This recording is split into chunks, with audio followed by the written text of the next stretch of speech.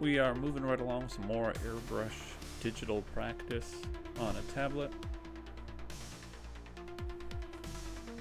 So we're going to do Lisa, Margot, Brian, and Luke. Luke has got some drips to it. Brian has got a red outline that hugs the letters with an equal distance around. And I'm going to do a bunch of drips and dots. I do groupings of 2 to 3 drips each with Lisa. It was started out as a print font, but if you notice, there's a lot more room in that right side of the A.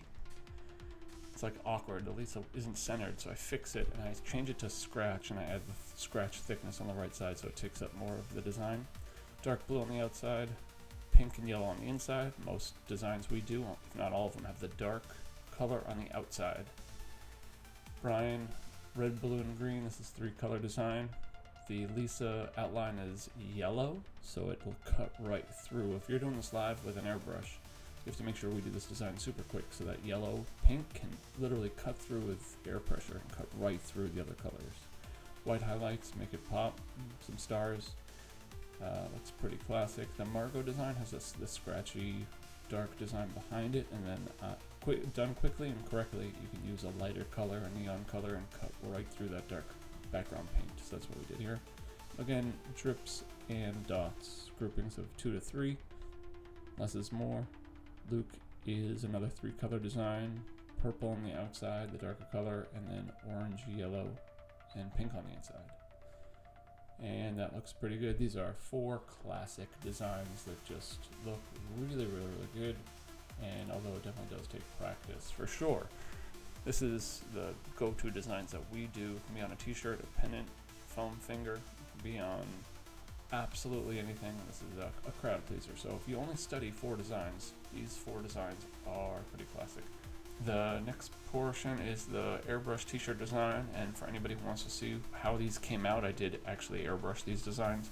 Those videos are certainly available on the channel. Go check those out. But this is script Amanda with a little flourish underneath and a heart above, so it adds that extra geometry to the design. So the outline, the red outline I do around the entire thing, is so much more dynamic now that it has the extra geometry to go around.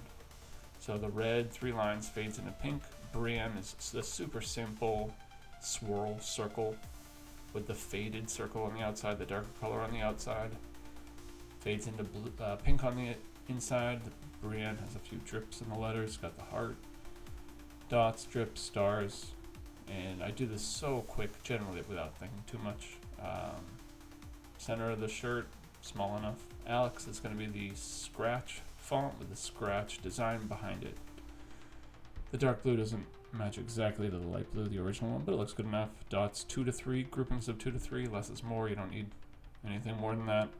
Again, the yellow, if you want to cut through, has to be done super quick so that the paint underneath doesn't dry. The Chris block bubble letters takes a lot of practice. You got to practice your letters every day, even 15, 20 minutes, or 30 minutes every day. After a month, you'll have a working block alphabet you can do live at jobs.